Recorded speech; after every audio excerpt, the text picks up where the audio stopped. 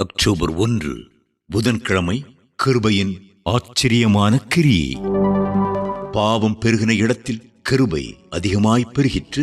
ரோமர் 5:20. கர்த்தராகிய இயேசு சத்துருக்களால் பிடிக்கப்பட்ட போது சீஷர்கள் எல்லாரும் அவரை கைவிட்டனர். ஆனால் பேதுருவோ அதை காட்டிலும் அதிக மோசமான ஒன்றை செய்தான். கர்த்தரை குறித்து தான் ஒருபோதும் கேள்விப்பட்டிராதவனைப் போல அவன் அவரை மறுதலித்தான். முடிவாக அவன் அந்த மனுஷனை அறியேன் என்று சொல்லி அவரை சபிக்கவும் சத்தியம் பண்ணவும் தொடங்கினான். அதன் பின்னர் அவன் வெளியே போய் மனம் கசந்து அழுதான். மத்தேயு 26:70-75 வரை. ஆனால் அதனால் என்ன பிரயோஜனம்? அதன் பின் சில நாட்களுக்குள்ளாகவே தன் பழைய தொழிலுக்கு திரும்பி போக அவன் திட்டமிட்டு கொண்டிருந்தான். யோவான் 21:3.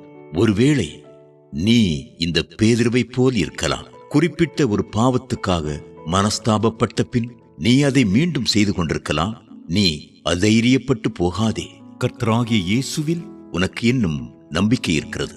கர்த்தராகிய இயேசுவை சபித்து சத்தியம் பண்ணி 3 முறை மறுதலித்து பின்மாற்ற நிலையில் இருந்த பேதுருவே மறுபடியுமாக தன் ஆதி நிலவரத்துக்கு கொண்டு வரப்பட்டு முடிவாக தன் ஜீவனையே தன் ஆண்டவருக்காக தத்தம் செய்யக்கூடியவரானார். தன்னுடைய ஆண்டவர் எவ்விதம் சிலுவையில் அறையப்பட்டாரோ அதே விதமாக சிலுவையில் அறையப்பட தான் பாத்திரன் அல்ல என்று உணர்ந்தது நிமித்தம் தான் விரும்பி கேட்டுக்கொண்டதின்படியே தலைகீழாக சிலுவையில் அறையப்பட்டார். தான் சிலுவையில் அறையப்பட்டு தொங்கும் நிலையானது தன் ஆண்டவருடைய பாதத்தை தன்னுடைய உதடுகள் முத்தமிடும் வகையில் இருக்க வேண்டும் என்று அவர் விரும்பினார். என்னே கிருபையின் அற்புதமான கிரியை! இதை கேட்டுக்கொண்டிருக்கும் அருமையான கர்த்தருடைய பிள்ளைகளே, பேதுருவை போல் பின்மாற்றத்தின் நிமித்தம் நீர் குழப்பம் அடைந்து வாதிக்கப்பட்டு கொண்டிருக்கலாம்.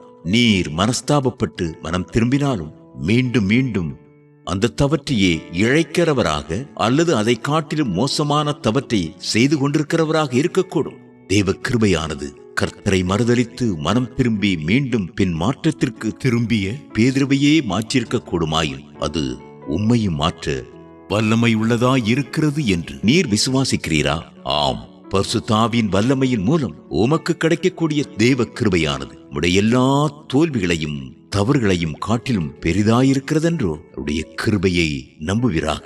பாவம் பெருகின இடத்தில் கிருபை அதிகமாய் பெருகிற்று. ரோமர் 5:20.